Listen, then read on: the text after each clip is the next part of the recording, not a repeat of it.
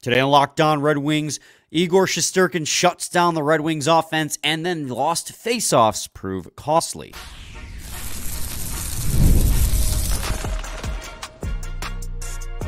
You're Locked On Red Wings, your daily podcast on the Detroit Red Wings. Part of the Locked On Podcast Network, your team every day. Welcome back to the Locked On Red Wings podcast. We are your hosts, Brian Fisher and Scotty Bentley. Scotty's the host over at Locked On Tigers, as well as a freelance journalist for the Detroit News, and I am a color commentator for the Oakland University Golden Grizzlies hockey team. And I wish we came with better news, but unfortunately the Red Wings lost 4-1 on Monday night in Madison Square Garden to the Rangers. I mean, you know, normally you come in here on a loss and we'd be all like the game against the Penguins last Thursday. Like that was I was furious with how that game unfolded.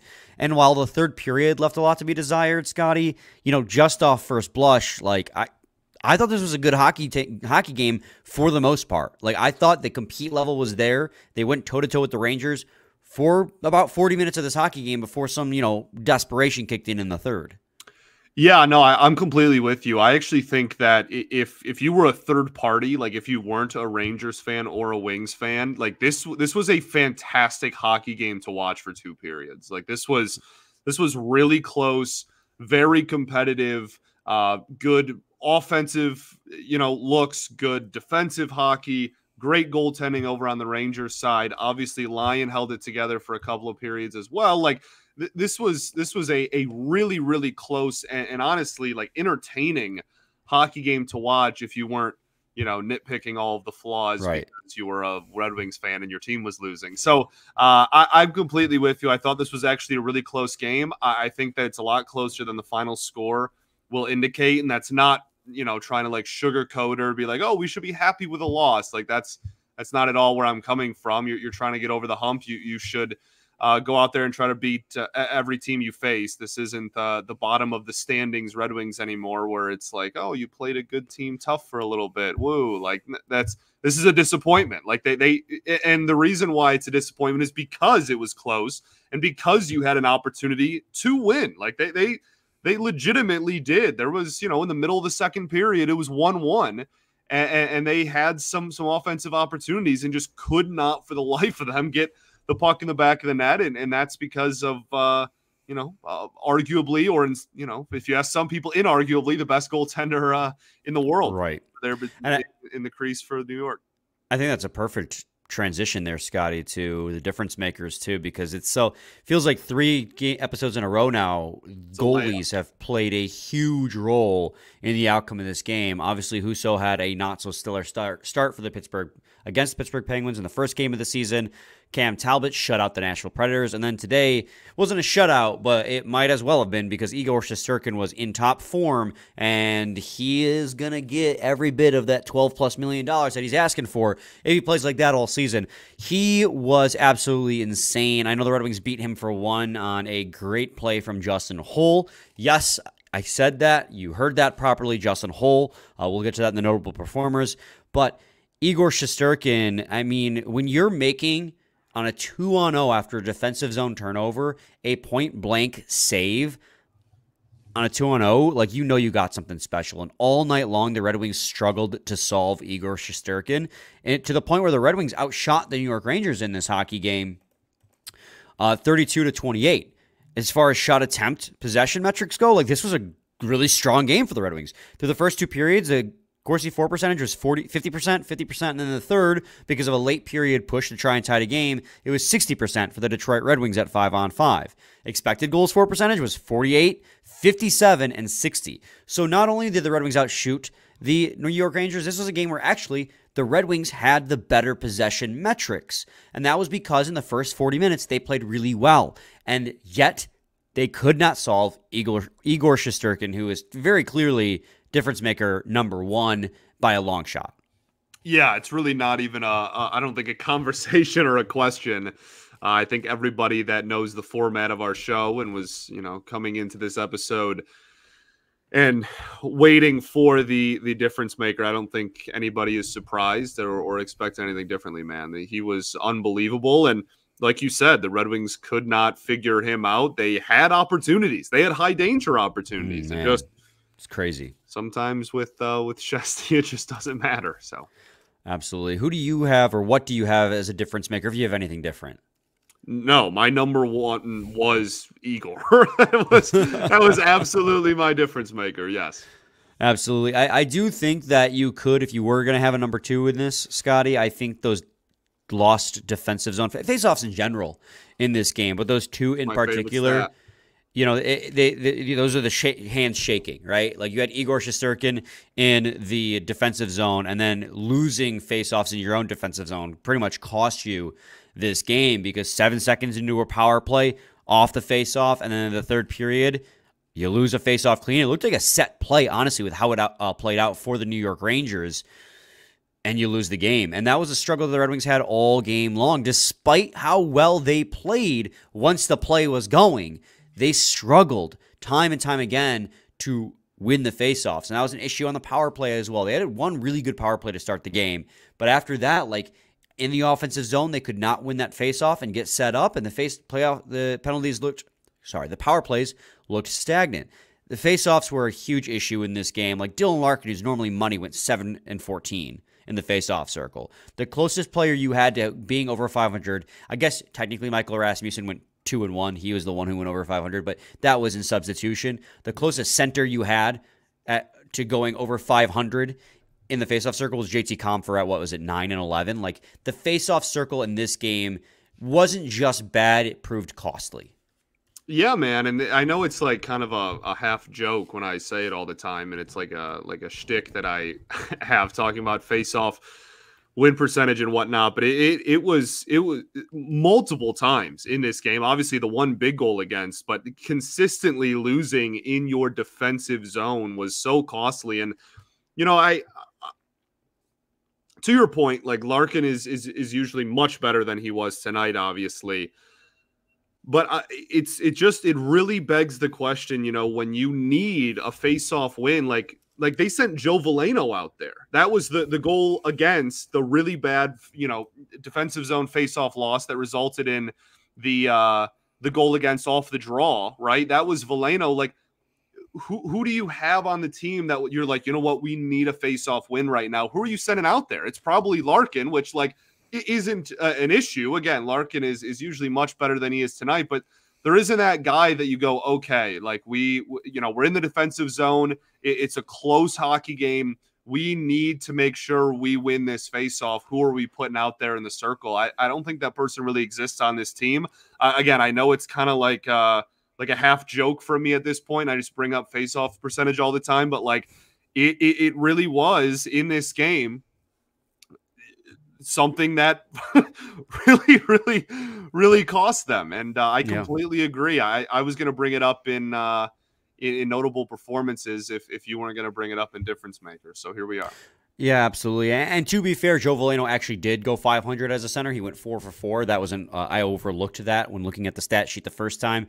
So maybe that played a role into why they had him in the faceoff circle in the defensive zone in that situation. It was probably more that they're the fourth line and they needed to give the top line a break, and that New York Rangers, because they had home ice advantage, controlled last shift change and got the matchup that they wanted.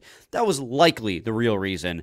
It's just it's a frustrating thing. Normally it feels like faceoffs are important, but I feel like in a lot of instances, you can recover pretty quickly from a lost faceoff if you play it right. But in those two instances, it felt like the Red Wings lost the faceoff and then just stood still and let the play unfold around them. And it, like you said, it proved costly. But again, like I don't want to, with a loss, I don't want to be like, oh, well, they played a good game, like you were saying earlier, Scotty.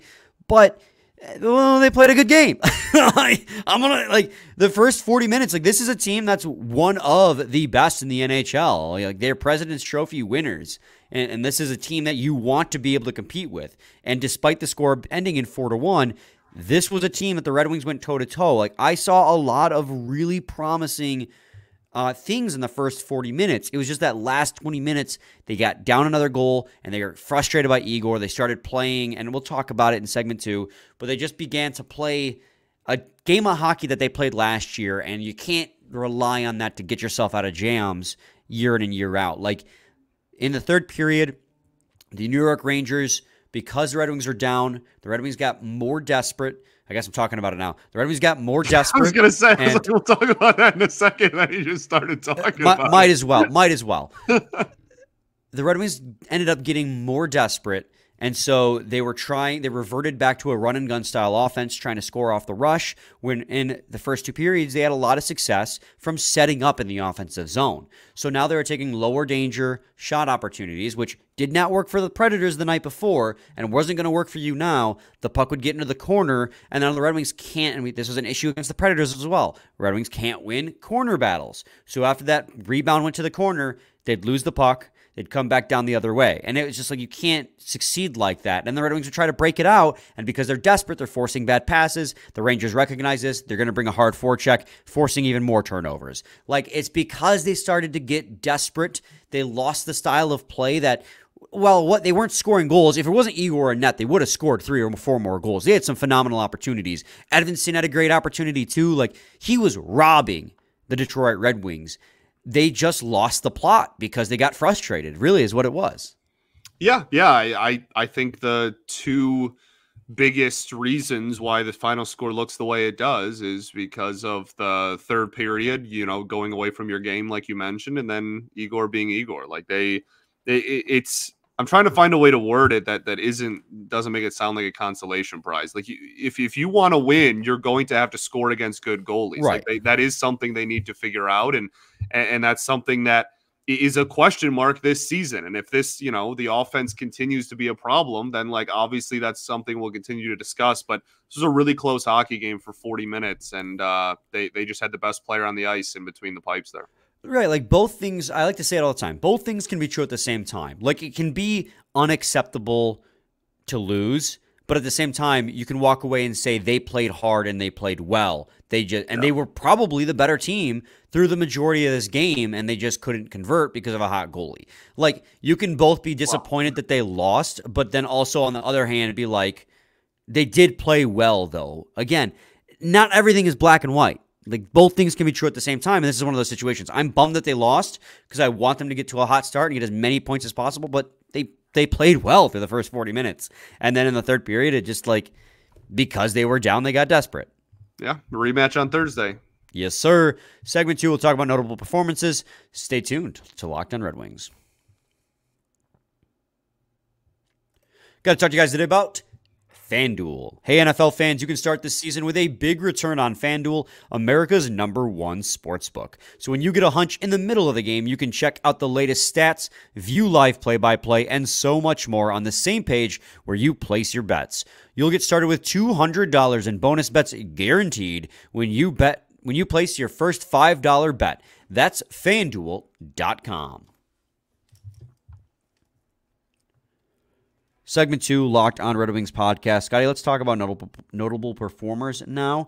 I've written down a few different players to talk about, but I want to go to you first. Who do you have as a notable performer in this one? Yeah, I think, it's easy to go with Larkin just because he scored the only goal. What a beauty, though. At the buzzer beater there, and fantastic shot. Fantastic that's why they're the best in the world. That is a impossible, not angle in the sense of angle between him and the net, because he was pretty much straight up, but ridiculous angle to get your stick on that puck while he's falling forward and whatnot. It was unbelievably impressive.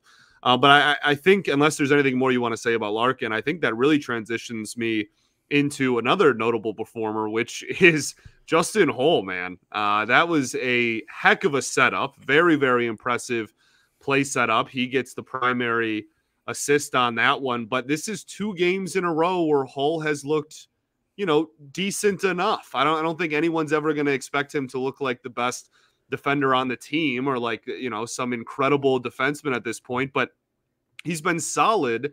And in Petrie's absence, he has filled in next to Edinson and looked fine. He's looked fine. And again, had a really nice play in this hockey game.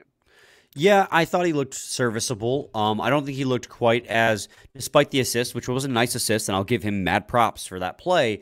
I don't think he looked as solid as he did in the last game, but he still looked serviceable in that role. I thought him and Edinson kind of had a rocky start to the game.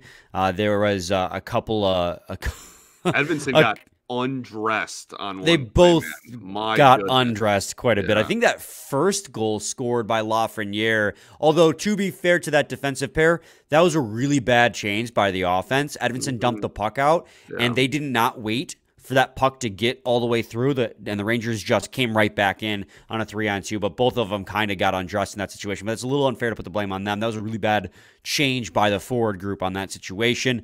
Although Hull did have a nice breakaway back check. I mean, granted, the flip side of that is Edinson and Hull gave up a breakaway in the first period, but Hull busted ass to get back on. I think it was Kreider who had the breakaway to break that up. So it was kind of like one of those Justin Hull, we say it was Sherrod all the time, but it was giveth and taketh away. Because then he ends the first period with, like you said, that really nice play. And Matt, props to Kane too. That was a beautiful behind the back feed to Justin Hull at the point, who then cycled down low behind the net and just nice little head fake to get a little bit of space. Saw Dylan Larkin, and like you said, Dylan Larkin, as a left-hand shot, his ability to kind of pull in that stick close to his body as that puck is coming from his right side, and then get he fell forward shooting the puck, but the shot on net to score the goal with a second left was really impressive. Not even. I think it was 0.3 of a second left or something. Yeah. But then there was a little bit of a Justin Holt taketh away in the second period where he got the bizarrest high sticking penalty I've ever seen. It was fully accidental. Like, fully accidental. Like, I'm not too mad about it. My takeaway is just, like, you got to be able to control your stick, bro. He hit a guy who's 6'6" without skates on, so 6'9", like, up in the face when the guy's behind him and he's skating in the opposite direction. Like, he went to twist his body to pivot and somehow hit the guy. I don't even know how he did it. But like, I'm not too mad about it because it was just completely accidental. It's just my takeaway is like, you got to be able to control your stick. But of course, that is then the power play that the Rangers scored on in 7 seconds, which ultimately ended up being the game winner in this one. And so it's like, of course, it happened to Justin Holt. But I thought he was serviceable. I thought Edinson, after the rocky start to the first, looked pretty good. Edinson has, at least he wants to be, and we're talking about notable performers, he really wants to be an offensive team man with the way he plays. Jumping up into plays, he had a shot that missed the net on a nice play by Bergeron. Yeah. And then it's the third game in a row, he's dangled through forecheckers in the offensive zone. And I'm like, I didn't know he had these hands. Because obviously we saw a few Grand Rapids games last year at the playoffs and a couple of games we saw here and there. But like, I did not expect him to be as smooth with the puck on his stick as he is. Kind of similar, and I'm not trying to draw a direct comparison, Scotty, because that's unfair. But remember when Moritz Seider first started playing with the Red Wings and he started doing that and it caught us off guard then? It kind of draws some comparisons with that, but I'm not trying to say Edinson is Moritz Seider. I'm not saying that. It's just a similar, like, oh, wow, I didn't realize he was that good of a puck handler type situation. Yeah. Honestly, I think who he's been on and going to be on a pair with probably matters to that as well, right? Like, somebody's going to have to push the pace, and somebody on the back line is going to have to be somewhat offensive oriented. Obviously, we've talked about the whole play in this game, but Hull and Petrie, not exactly the definition of offensive firepower there on the blue line next to him. So I think maybe he's trying to take some responsibility of that himself too. Yeah, I mean, Simon Edinson led the Red Wings in this game in expected goals for. He had 1.11 expected goals for, and I think the big bulk majority of that is probably from that puck, that shot he missed the net right out in front in the second period that would have given the Wings the lead, it may have. I'm trying to remember if that was before or after the power play goal. But so he led the Wings in expected goals for percentage. And then right behind him, Scotty, Olli Maatta. Olli Maatta, as we all expect. Second on the team in expected goals for percentage with .82. I mean, he did have a 2-on-1 with Dylan Larkin. He pinched at the defending blue line, his own blue line. He turned the puck over and he went down. Since the preseason, he's been stepping up in the play a lot more, I noticed. Defensive defenseman Olli Maatta is trying to break out this year. I don't know. Remember when he went on that random heater where he had like, I said heater. he had like 1 goal and 2 points in 3 games, or 3 points in 3 games or something. And everybody was like, oh. He had a legit heater by his standards in the first year that he was with the Red Wings. He scored like 3 or 4 goals to start the season, like in the first 10 games, for a guy who had like a career high of like 8. It's like, what is happening? Shout out Olimata. Scotty, it's at the 20-minute markers. We're going to head to another quick break. We'll wrap up our other difference makers when we come back. Obviously, there's one huge one we haven't talked about, not difference makers, notable performers yet, and that was the goaltender between the pipes of the Detroit Red Wings. So stay tuned to segment 3.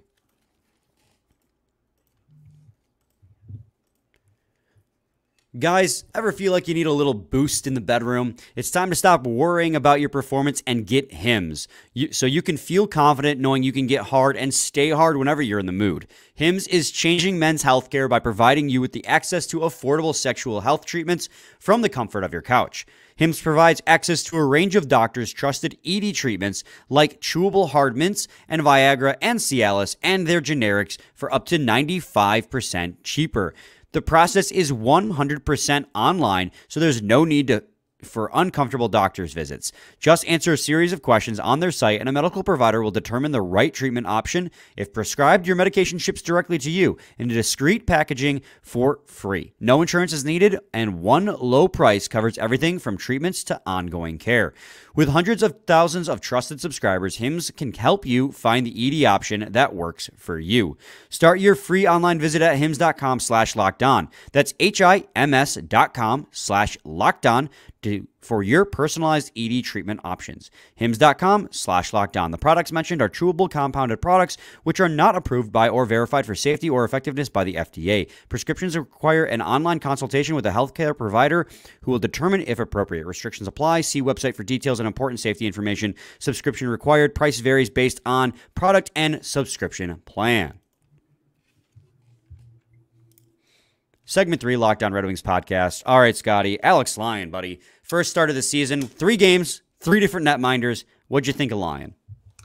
I thought he was sharp for 2 periods. And, like, I know that's really easy to say, obviously, because that's kind of when the floodgates open. And I don't think that the third period is really too much his fault. We did get the patented Lion stick drop, so we're definitely back. It's definitely hockey season. Yeah, man, like, I don't know. I thought he was fine. I think when looking ahead, I mean, we can talk about this. We got 2 off days coming up, so we can kind of talk about what the goalie situation looks like, especially with Husso clearing waivers and whatnot. But I think that Lyon is what he is, and like he has the ability to go on a heater. And we saw that last season, but I think that, you know, if he performs at this-ish level all year, that he'll be a fine backup goaltender for this team. I wasn't blown away. I didn't think the third period was really too much on him. He did have the 1 goal, the one off the draw, where he just was completely set up in the wrong spot and just thought that if there was going to be a shot on net, it was going to go to his left, and left the right wide open, and there goes a really big goal in that game. So yeah, like you can nitpick some of the individual goals like that, and obviously that one was not good objectively, but I don't know. I didn't think that I didn't like lose faith in what I think Alex Lyon is in this performance either. Yeah, I mean, like three goals on what did he face? 27 shots. Obviously, is nothing to write home about. But I definitely don't think he was the reason why they lost this game either. Like, again, we talked about it. That first goal against, it was a bad change by the forwards. Left the defense high and dry on a 3-on-2. Defense did inevitably kind of get, I wouldn't say like, they got caught a little bit out of position. They found Lafreniere backdoor. Lyon read it perfectly. He saw, okay, we're going across the Lafreniere, but he just failed to get a stick on the ice when the shot went 5-hole. Okay, but like I said, 2 things had to go horribly wrong for it to get to that point. So it's hard for me to fully blame him. The second goal was the power play goal. Again, I don't put any blame on that on him. You can't lose the faceoff there and get scored on 7 seconds into the power play. Third goal, you can definitely make an argument he was shaded too far to the left. He was definitely a little out of position. He stayed still based on where he set up for the faceoff. That puck went to his right. He didn't see it, though, because if you watch on the replay, As soon as that puck went behind the Rangers center, he lost sight of it because there was traffic in front of him. So why he was staying a little bit to the left, because he was looking to his left, looking to try and find who has the puck, and by the time he found out, it was too late. So yeah, he was caught a little bit out of position on that goal, but again, a crucial defensive zone faceoff loss. Yeah. Like you can't lose a faceoff, then stand still and let Riley Smith come across and shoot the puck. Like, yes, was he a little bit out of position? Absolutely, but like he wasn't the sole reason that goal happened. Like that was the big problem last year, where there were times where, and like for example, that first goal. Or that fourth goal Ville Husso allowed against the Penguins. Like, that was a goal where you could be like, that was on Ville Husso. And we had that a lot last year with the 3 revolving goalies that the Red Wings had. And that's what wore on us over time, where it's like, that's one that this goalie's going to want back. They should have made the save. But this is one where it's like, things had to go wrong before. Like, somebody had to let down our goaltender before that shot even got there. So it's like, he's not the reason why they lost, but if they had won, he wouldn't have been the reason why they won either. He was all right. Going back to what you said, he is going to be a serviceable backup for the Red Wings if they decide to go that route. For sure. Yeah, for sure. I don't know. I for other notable performers, Austin Watson, not a very inspiring Red Wings debut, played 5 minutes, 7 minutes, and had a 2-minute penalty in there. Not exactly, the only penalties you want to see him take are for like fighting, really is right. Like, that's really the acceptable penalties for his style of play. So him going out there and almost immediately just getting 2 minutes is not exactly the most inspiring debut in the world. Ben Sherratt had some rough moments, but he also had some really good moments, as a Ben Sherratt performance usually goes. Someone I did want to bring up, actually. I forgot to mention this earlier. I thought Berger had a really solid game. I thought that he was pushing the puck really well. I thought that he was creating. He could have had 2 goals. Like he could have scored 2 different occasions in this game, and Igor was just Igor. But I also was really impressed with the defense, and that was obviously the biggest talking point with him. I specifically, I don't want to talk for you, but like was very hard on him in the offseason about like what to expect and kind of what his role on the team is going to be. Obviously, you had Fisher out, so the lineup got switched up a little bit. I thought Berger was great, genuinely.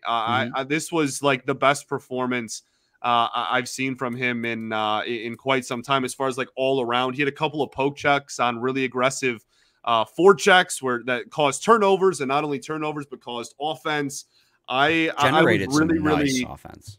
Say what? And he generated some nice offense himself. Yeah, exactly. So I was really impressed with Berger. That's somebody that I had circled that I don't want to forget here. I want to mention that before we wrap up. I really liked what I saw from him. Yeah, I mean, he had a 54%. He had a 54 Corsi for percentage, and his expected goals for percentage in this game was 62.42. He was in the top. He was finished 6th on the team in this game, and amongst the players that finished in that, he had the 4th most amount of ice time.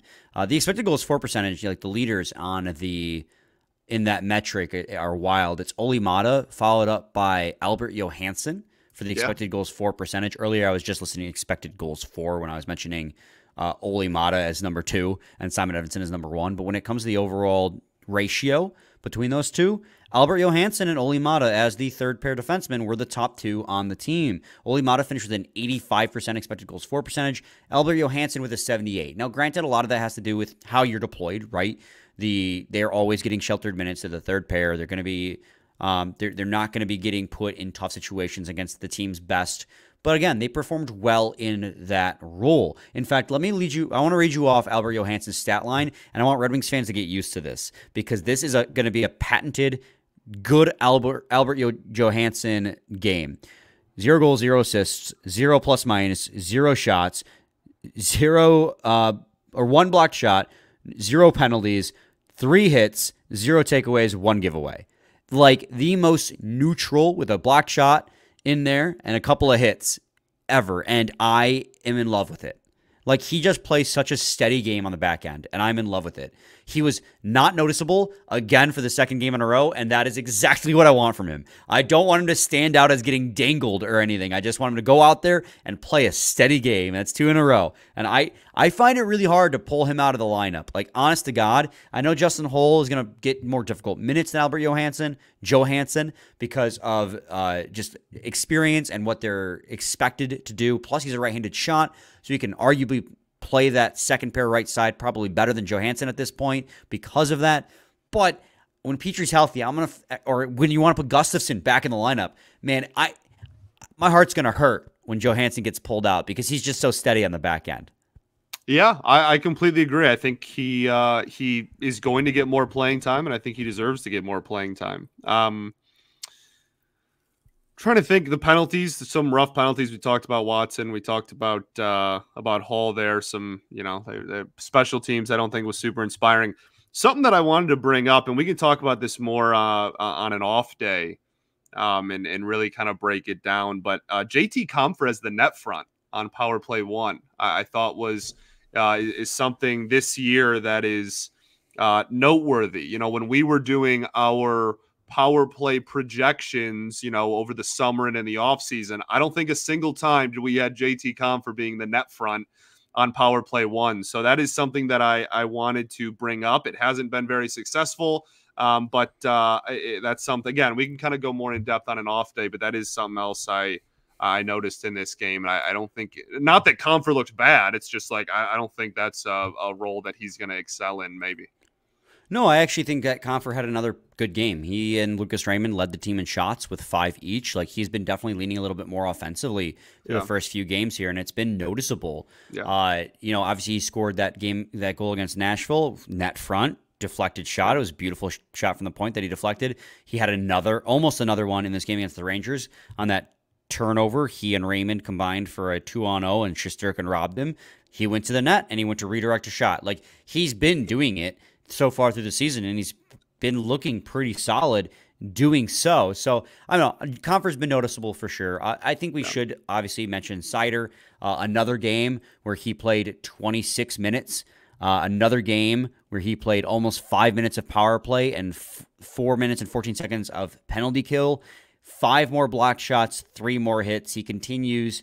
He's getting what we asked, which is give him more minutes to be a true number 1 defenseman, and he has been doing it, and he's been doing it well. He had a couple of other key block shots in this game. I know he finished the game -2, but unfortunately with the way they're having him play, he's never going to look good advanced analytically. He just won't when it comes to possession metrics, because they're always going to put him in the toughest situations. But he's laying his body on the line. He's being physical. I thought he's looked noticeable and good in all 3 hockey games. Yeah, I agree. So I mean, that about does it, Scotty, as far as things I wanted. I mean, we got to talk about it's not like something that matters per se, but it is just weird that like 3 games in a row we've cycled a different one A, and it's been a different player for 3 straight games. It doesn't matter, but like it's just odd. It's unorthodox, as we like to say with this Red Wings team. So we'll talk about that tomorrow or the day after, because we had a couple off days for the Wings, as well as what to do with Jeff Petrie and Gustafsson, or what to do with Ville Husso with those guys out for various reasons. So stay tuned. Scotty, do you have anything else you want to bring to the table? I don't think so, man. We ball. We do ball. I would love to talk about some offense. So like some forwards. Like if this Red Wings team could figure out to score some goals a little bit more consistently, so I could talk about how some forwards played really good games, that would be fantastic. But alas, Scotty, we'll be back with a new episode tomorrow, same time, same place. It's your team every day.